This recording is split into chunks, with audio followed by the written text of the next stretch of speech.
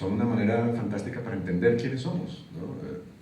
Uno entiende eso de niño intuitivamente, uno empieza a verse a sí mismo en las historias que lee y aprender un poco, y en ese sentido los libros son una suerte de educación moral, ¿no? Uno a través de los libros que lee va entendiendo poco a poco cuando es niño qué está bien, qué está mal, va entendiendo su lugar en el mundo, y para mí comenzó de manera muy obsesiva, tanto que hubo una época en la vida en la que a mí lo único que me interesaba era el fútbol. Yo soy un fanático del fútbol, lo he sido siempre. La última vez que estuve aquí en Nueva Granada fue derrotando al equipo local, cosa que recuerdo con mucho cariño, ¿no?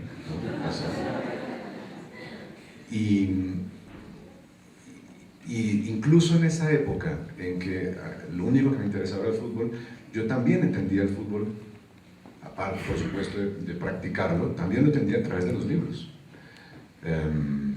o de la palabra impresa, digamos. Coleccionaba las revistas que se distribuían para el Mundial del 82. Esto lo recuerdo y lo he contado varias veces.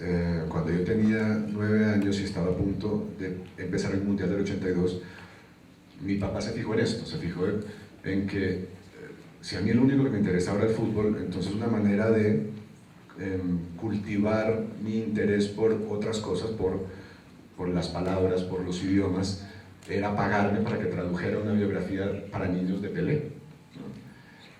Si alguien pregunta quién es Pelé, empiezo a preocuparme, pero creo que todo el mundo sabe, ¿verdad? Sí. ¿Saben quién es Pelé? ¿No saben quién es Pelé? Bueno, el que no sepa, por favor, pase adelante.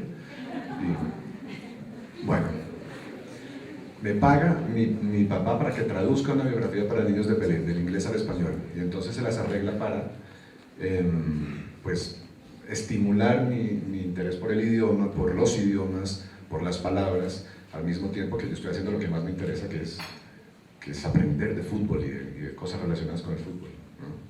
Creo que nunca me pagó la traducción, todavía me la debe, pero bueno, eso es otro asunto. Bueno, yo tampoco tengo claro el momento preciso, sé que estoy leyendo desde muy niño. Recuerdo que me daban de regalo siempre en fechas especiales libros, no sé por qué, no sé si era que me lo querían inculcar o era que yo lo pedía,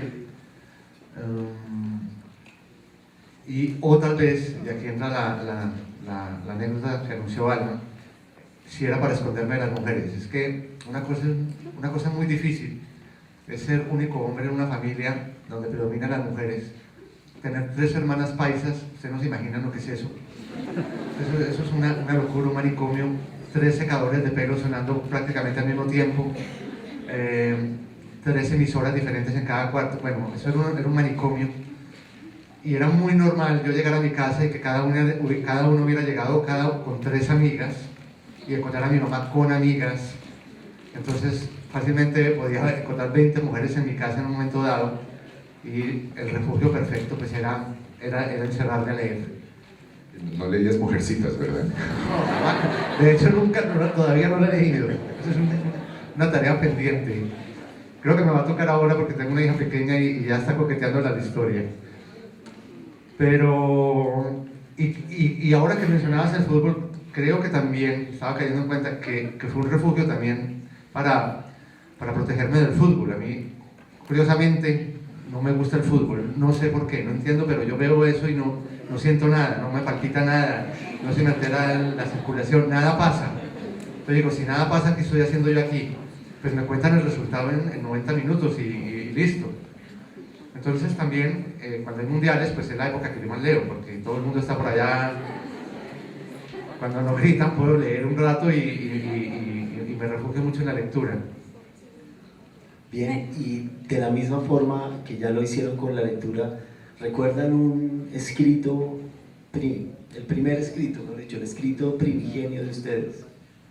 Sí, sí, muy bien, porque fue un cuento que yo escribí en tercero de primaria. Yo tenía 8 años, y fue un cuento que pues acabó ganando nuestros concursos estudiantiles y se acabó publicando en el anuario de mi colegio, con lo cual yo tengo la prueba ahí negro sobre blanco de mi primera publicación. Era un cuento muy raro, era un cuento de media página en el que el protagonista, que era un niño como yo, se metía a un barco, no sé cómo llegaba al barco si yo estaba en Bogotá, pero se metía a un barco y se caía, se pegaba en la cabeza, quedaba inconsciente y se despertaba en Londres. Y entonces hacía un pequeño paseo por Londres con su perro, que le gustaban mucho las salchichas. Y luego volvía a Bogotá y les traía regalos a sus papás, y todo eso pasaba en media página. Yo no entiendo cómo hacía. No es tan distinto de mi novela Historia Secreta de Costaguana, ¿no? De todas maneras, que también tiene un personaje que se va a Londres y que se pierde un poco en Londres y desde Londres escribe su historia. Pero ese fue el primer escrito. Yo tenía 8 años y tengo una noción muy clara de que a partir de ahí nunca dejé de escribir, ¿no? Nunca dejé de tratar de contar cosas, de inventar historias, y tal vez eso tiene la culpa de que yo haya publicado mi primera novela relativamente joven. Yo tenía 23 años cuando la publiqué y todavía me arrepiento de eso, pero entonces me acuerdo muy claramente de esa historia. Bueno, yo no comencé con un texto literario particularmente. Yo creo que tal vez mi acercamiento a la escritura, pues además de tener ya la lectura como antecedente, yo creo que eran las cartas, sobre todo las cartas de amor. Yo soy un romántico empedernido, y me ha dado mucho trabajo expresarme verbalmente y decir, poner la cara para decir las cosas.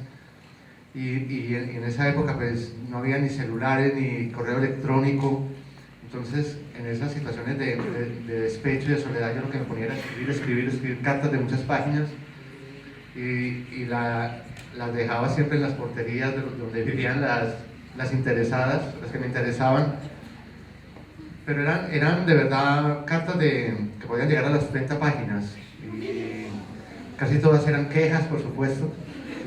Pero yo creo que ahí solté la mano y ahí eso yo creo que lo pegué inmediatamente con mis estudios de cine, que ahí ya entré a otro tipo de escritura cinematográfica, pero que de alguna manera pues ya me forzaba a inventar historias, a crear personajes, a tratar de definirlos, a crear pequeños guiones. Y ahí yo sí recuerdo que di el salto, digamos, a lo literario, a lo narrativo. Del guión, cuando hacía unos guiones había historias que realmente no me las aceptaban por alguna cuestión técnica, o yo sabía que no las podía hacer en la escuela de cine, pero me interesaba la historia como tal y la seguía trabajando. Eso ahí elaboré unos primeros cuentos que nunca publiqué, la verdad no merecían ser publicados. De algunos creo que conservé algunas ideas para elaborarlos en otros cuentos. Pero ahí ya solté la mano y ya pues pasé a hacer algunos talleres de escritura creativa y así. Sí, sabemos que tus novelas están en el cine, Paraíso Travel, Rosario Tijeras, y que tu visión en la novela es más como para llevarla al cine, ¿no? Muy de imagen. No sé, Juan Gabriel, si alguna vez ha pensado en llevar alguna novela al cine. Bueno, no creo que dependa de mí, ¿no? Es un proceso, este proceso de convertir un libro en una película es muy largo, y lo que sí tengo que decir es que yo no pienso en términos cinematográficos cuando escribo. Mi concentración cuando escribo está mucho más en el lenguaje que en la construcción de imágenes, que también me importa mucho, pero tiendo a concentrarme más en el lenguaje. Y además mis libros tienden a tener estructuras temporales un poco complejas, difíciles de reproducir en la pantalla. Y como si eso no fuera poco, a mí me interesa mucho el pasado colectivo, eso que llamamos historia, y también el pasado individual de los personajes, con lo cual mis libros suceden casi siempre en una mezcla de tiempos. Los Informantes sucede en buena parte en los años 40 en Colombia, Historia Secreta de Costaguana en el siglo XIX, con todas las guerras civiles, con la separación de Panamá. Todo eso son los escenarios de la novela, aunque la novela habla de muchas otras cosas. El ruido de las cosas al caer habla de los años 70. Entonces eso hace que las producciones sean un poco que intimiden a los posibles interesados porque serían caras.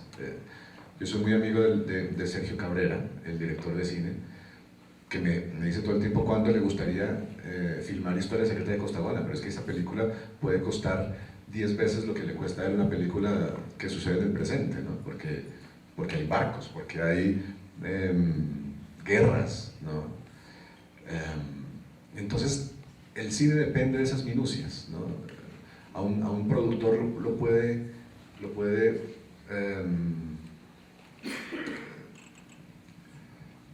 puede quitar toda la emoción de hacer un libro el hecho de encontrarse con estas dificultades técnicas. En ese momento pues ya podríamos hablar de algunas obras en particular. Digamos que cuando leímos El ruido de las cosas al caer con algunos estudiantes, ellos notaron, no sé, me gustaría dejar en palabras de Nicolás, ¿tú qué sentiste, cómo sentiste el personaje Antonio Llamara, Ricardo Laverde, tu experiencia como lector? Sí, bueno, cuando leí El ruido de las cosas al caer, sentí una cierta esquizofrenia en Antonio Llamara por su amor y odio de Ricardo Laverde y por su amor y odio a Bogotá. Y pues tengo alguna razón en esto. Sí, yo creo que sí. Sí, está mal que diga que mis personajes son esquizofrénicos, ¿no? Pobres, no tienen la culpa, claro. Pero sí, yo creo que todo personaje al que uno encarga la tarea tan difícil de llevar una novela adelante, ¿no? De mantener el interés de un lector durante 300 páginas, pues, o más bien lo pongo de otra manera, a mí como lector solo me interesan los personajes que sean así, que sean contradictorios, que sean difíciles, que sean gente que no necesariamente me interesaría conocer en la vida real. Por eso, porque tienen graves contradicciones internas, tienen una suerte de visión esquizofrénica de la vida o del mundo. Antonio Llamara es a la vez un hombre totalmente volcado a su familia, a su hija que acaba de nacer, y sin embargo la desatiende a su familia, desatiende a su hija acabada de nacer, se va alejando poco a poco hasta el final de la novela, que no revelaremos, ¿no?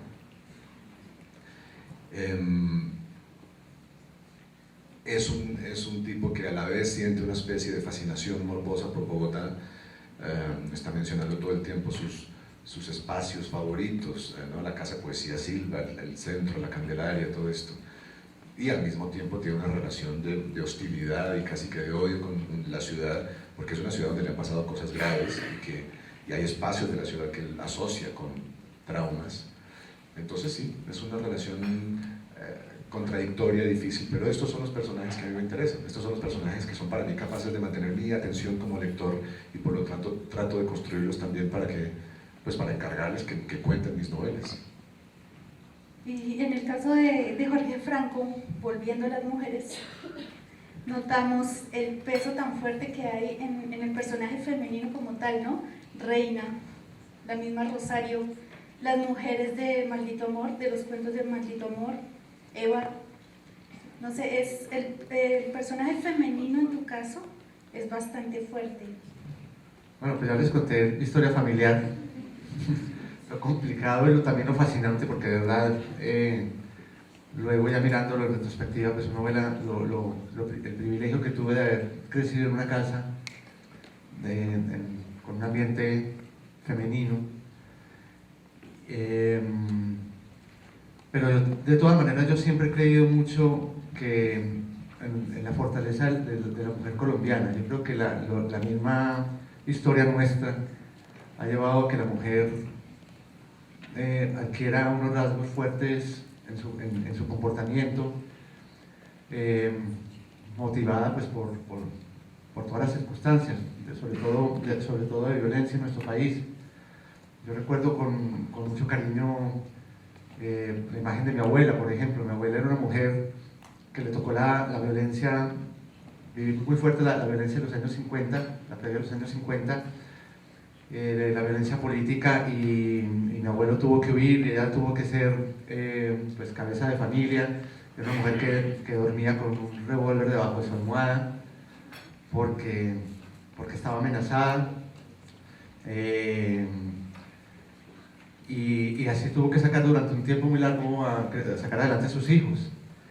Y ella no fue la única, y si miramos la violencia más reciente, también la mujer pues asume unos roles muy fuertes, muy importantes, pues, muchas veces, la mayoría de las veces muy a su pesar, pero los asume. Entonces yo creo que esa fortaleza es muy nuestra, es muy de nuestra cultura, y yo trato pues de plasmarla ahí.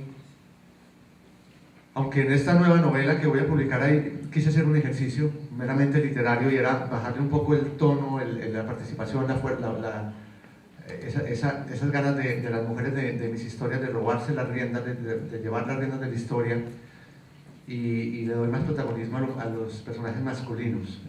Es un experimento que hice ahora para esta historia. No sé, Nico, tenías una pregunta, me habías contado. Así, en Maldito Amor, también con mis compañeros sentimos que los personajes evolucionan y se vuelven cada vez más y más locos. ¿Nos puedes explicar este proceso? ¿Y si es autobiográfico?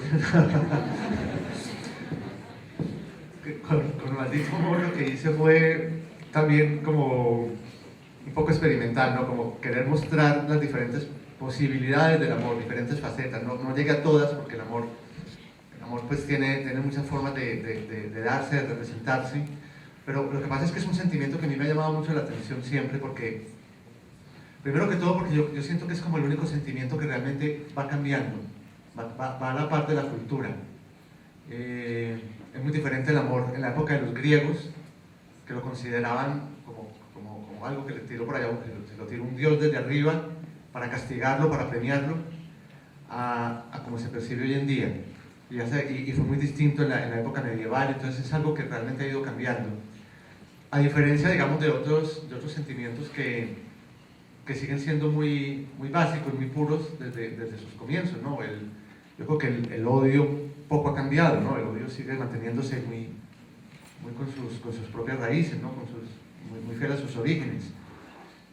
Entonces me ha interesado un poco como toda esa evolución del amor, y cómo es un sentimiento que realmente, pues en algunos casos sí, digamos que puede llevar a la locura, pero sí puede llevar a situaciones que uno mismo se sorprende haciendo, ¿no?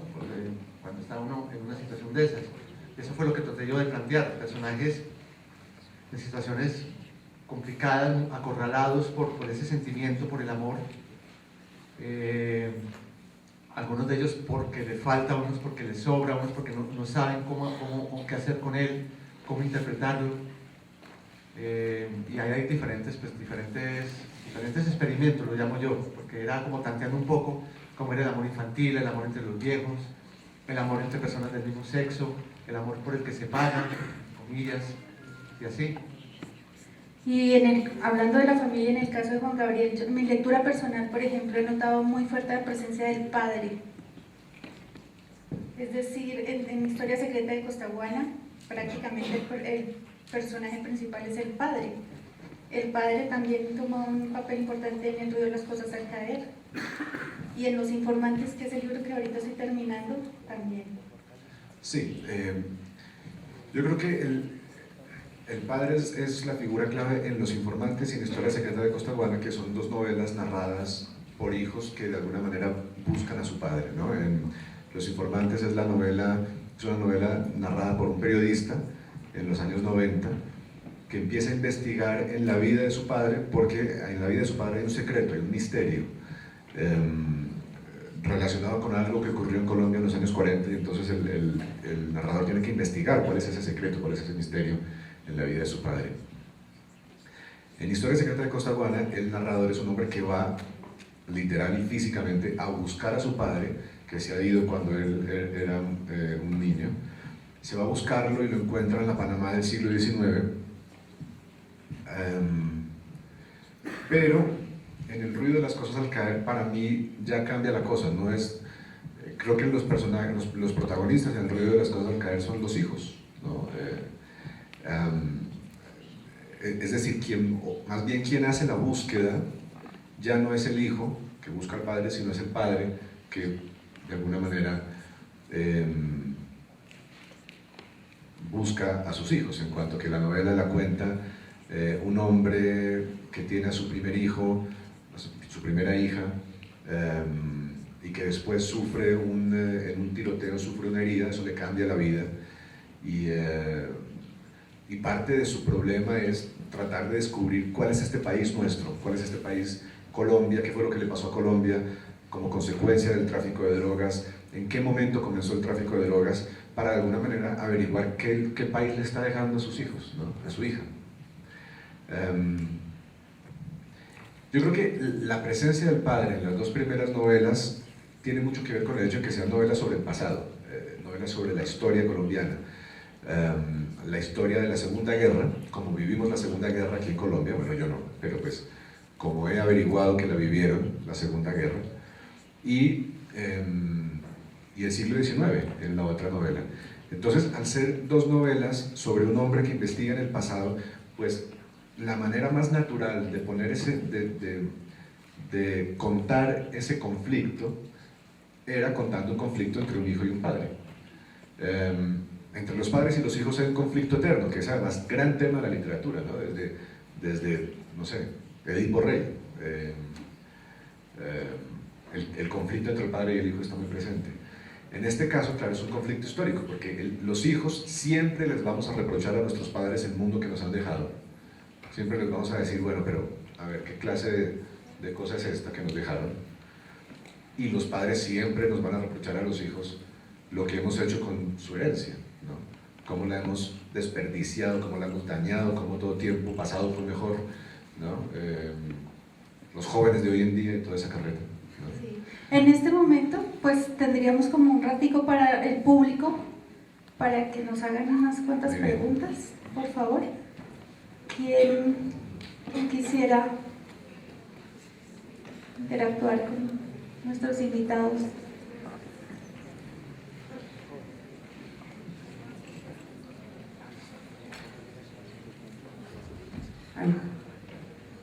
¿Cómo están? Yo me llamo Cristina Serrano y mi pregunta para ustedes es, en el momento de sentarse a escribir, ¿qué los motiva más?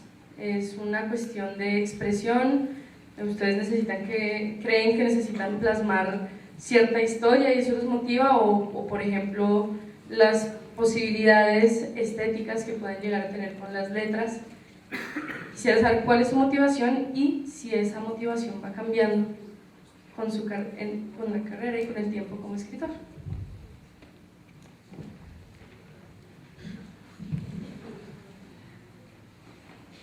A ver, yo creo que va cambiando. Yo creo que va cambiando. Inicialmente, por lo menos en mi caso, sí había una voluntad muy fuerte desde adentro de querer decir cosas, de querer contarlas. Y es algo que nos sucede a los que comenzamos a escribir, porque son historias por lo general a veces muy personales, ¿no? de inquietudes, algo que te confronte, algo con lo que no estés de acuerdo, con lo que estés de acuerdo, lo que te guste, lo que odies. Digo que todas esas cosas van buscando una salida, y uno intenta ahí buscarlo, plasmarlo de alguna manera, sea a través de un cuento, algunos lo hacen a través de un poema, o de un texto que a lo mejor no tiene un género específico, pero yo creo que sí obedece muchas veces a una cosa muy íntima, muy de adentro, muy fuerte. Cuando luego te vas dedicando más al oficio, cuando ves que ya no puedes vivir sin hacerlo, que lo vas haciendo a diario, que incluso es algo que en mi caso sucedió casi sin darme cuenta, cuando ves que vas utilizando todos los ratos libres para escribir, ahí ya comienzas, ahí comienzas ya como a mirar un poco más lo escrito, ya te conviertes como en un lector de lo que acabas de hacer, y ahí entran esos aspectos más estéticos que mencionabas, ¿no? Más técnicos. Si te gusta esa frase, si te gusta ese párrafo, si el personaje te convence. Nunca creo yo que hay una satisfacción al 100% ni completa. Eso es una búsqueda que ya luego se convierte en algo permanente. Eso es una lucha diaria que yo creo que todavía tenemos. Y ya, por lo menos en mi caso, yo ya me he olvidado pues mucho de ese impulso interior, de ese primer impulso de querer decirlo todo, y ya me concentro un poco más como en fragmentos de alguna historia, de algún momento histórico, o bueno, de una idea, de una imagen, de algo que me ronde. Pero por supuesto, el compromiso ya cambia, y el compromiso primordial siempre va a ser más la parte formal de la historia, la parte técnica y estética. Bueno, yo creo que es una muy buena pregunta y todavía nos la hacemos nosotros mismos, creo. Yo creo que la mayoría de los escritores deciden ser escritores mucho antes de tener algo que contar. Uno cuando comienza a escribir no tiene algo que contar, no hay algo que no hay una visión del mundo que uno pueda transmitir o que uno quiera transmitir a los lectores. Cuando uno comienza, creo que es un amor por las palabras y por el hecho mismo de contar una historia lo que lo lleva, lo que lo motiva, digamos. Y eso es así porque un escritor siempre ha sido antes un lector fanático, una persona para la cual la lectura es algo muy importante, es una manera de estar en el mundo, de interpretar el mundo, de entender el mundo, de sentirse menos solo, lo cual es paradójico porque la lectura es algo que se hace en soledad, ¿no? Es una manera también de revelarse. La lectura para mí siempre ha sido un acto subversivo, francamente. Uno lee literatura sobre todo porque no le gusta cómo está armado el mundo, y la lectura de literatura es un acto de rebelión, es un momento en que uno dice, no me gusta cómo está armado el mundo, voy a estos otros sitios donde está armado de mejor manera, no donde la gente es más feliz, pero donde probablemente la infelicidad, la desdicha, los problemas tienen un orden y son estéticamente agradables. Esto es lo que tiene la literatura, que es muy raro, que nos habla de cosas absolutamente tristes o incluso desagradables o feas, o trágicas o dolorosas, y lo hace dándole un orden y una belleza. Y luego con el tiempo creo que esa motivación va cambiando, eso que primero era un simple amor por las palabras, el sonido de las palabras y la actividad misma de contar historias, eso va cambiando, y ahora yo creo que puedo tener una respuesta más o menos precisa sobre lo que quiero cuando me pongo a escribir, que es conocer, saber. Es decir, yo escribo porque me hago preguntas, yo escribo porque hay algo que no conozco, porque hay algo que ignoro. Desde cómo es posible que aquí a 1 hora de Bogotá, en un pueblo que se llama Fusagasugá, hubieran podido encerrar en un campo de confinamiento a los ciudadanos de origen alemán durante la Segunda Guerra. ¿Cómo es posible que eso haya pasado aquí al lado y yo no me haya enterado sino hasta los 23 años o 24 años? Entonces, ahí hay una pregunta, hay un punto oscuro de la historia de mi país, y escribir una novela es un intento por averiguar qué hay ahí. Pero también la pregunta puede ser personal, individual, íntima, psicológica, ¿no? ¿Cómo lidiar con el amor o con el desamor? ¿Cómo lidiar con el desamor, sobre todo con el amor fracasado? ¿Cómo lidiar con la pérdida, cuando perdemos a alguien que nos importa?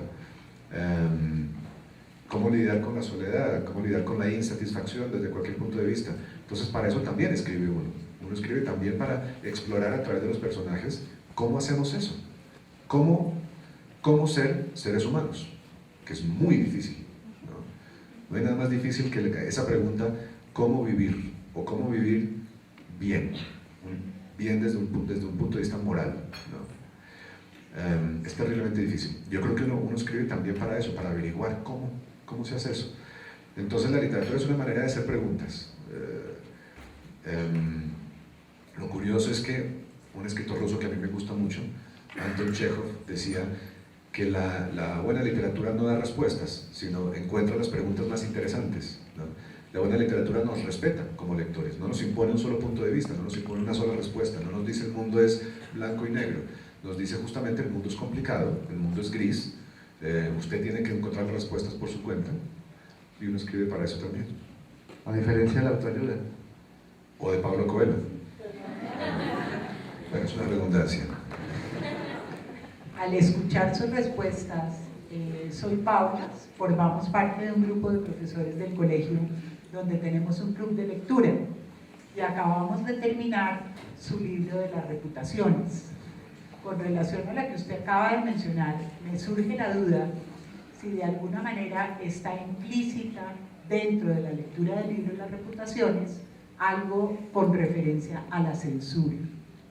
Y quisiéramos escuchar su respuesta al respecto. Sí, gracias. Bueno, Las Reputaciones es una novela sobre un caricaturista político que es muy poderoso, tiene mucho poder en la sociedad colombiana, y entonces hace una caricatura y puede dañar la reputación o crear la buena reputación de alguien. Y este personaje en algún momento hace una caricatura que tiene un efecto muy fuerte, muy directo, muy grave en la vida de alguien más, y la novela es un poco el intento por saber si eso que hizo fue justo o no, desde muchos puntos de vista. La escritura de novelas tiene una cosa rara, y es que uno siempre acaba hablando de cosas que no había previsto, ¿no? Las novelas son siempre más inteligentes que uno. Uno empieza a escribir, como me pasó a mí, creyendo que está contando una historia sobre el poder de la opinión, el poder de los medios de comunicación, sobre la imagen ajena, ¿no? Y sobre eso que está muy vigente ahora en tiempos de redes sociales y todo eso, que es la fragilidad de nuestra imagen pública, ¿no? Yo estaba escribiendo la novela al mismo tiempo que en Estados Unidos, la escribí una buena parte de la novela en California, y esto lo hice al mismo tiempo que en Estados Unidos uno de los grandes debates tenía que ver con una niña adolescente que había permitido que una foto suya empezara a circular por ahí. Amanda Todd. ¿Cómo? Amanda Sí, Todd. sí, con gravísimas consecuencias para ella, ¿no? Es una cosa que a mí me preocupa mucho. Entonces nuestra imagen pública es muy frágil, dependemos mucho de los otros, y eso es una cosa difícil de aceptar. Yo creía que estaba escribiendo sobre eso, y luego me di cuenta que la novela agarraba por otras partes. Empezaba a hablar también en alguna medida de la censura, sin que yo quisiera, también en alguna medida de lo contrario de la censura, que es la desmesura y la irresponsabilidad del periodista, esa noción que tenemos muchos periodistas de que todo se nos está permitido.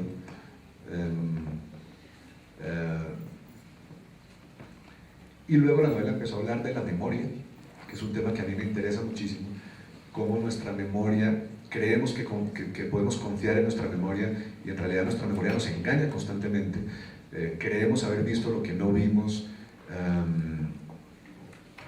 y eso genera muchos conflictos y muchos problemas, y el descubrimiento de que el pasado no es algo que esté fijo como creemos, sino que el pasado muy bien puede empezar a moverse, nuestro pasado puede empezar a cambiar de un día para otro. Esas inquietudes se fueron apropiando de la novela en algún momento.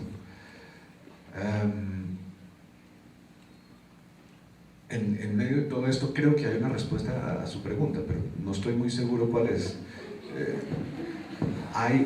El tema de la censura y su contrario me importaron mucho durante la escritura de la novela, pero esta es una novela que tiene la característica que para mí es más importante como lector, que es, primero, hablar de muchas cosas al tiempo, ¿no? Es por eso que uno escribe un ensayo, primero un ensayo sobre la memoria, luego un ensayo sobre la censura, luego un ensayo sobre los medios de comunicación, porque la novela es ese género que me permite a mí hablar de muchas cosas al mismo tiempo. Esto es muy importante. Y luego, en la novela se plantea un problema moral y ético muy grave, pero la novela en ningún momento da la respuesta a cuál es este problema, ¿no? Es Javier Mayarino, el caricaturista que hace esta caricatura que destruye la vida de otro hombre, ¿es inocente o culpable de esa irresponsabilidad? Porque ¿qué fue lo que vio que motivó esa caricatura? No lo sabemos nunca. A mí me gustan esas novelas que tienen que respetan la naturaleza abierta de la vida, que tienen un final abierto, en las cuales podemos tener varios puntos de vista distintos. A mí me gusta una novela que pueda en un salón de clases armar un debate, ¿no? ¿Qué fue lo que pasó en esta novela y por qué y del lado de quién está la razón? Si a esas preguntas hay una sola respuesta, me parece que la novela no funciona y no admite una segunda lectura. Entonces, parte de las características de las reputaciones es que habla de muchas cosas que yo no había previsto y no hay una respuesta clara a las preguntas que en la novela se plantean. Cada lector escoge por su cuenta eso.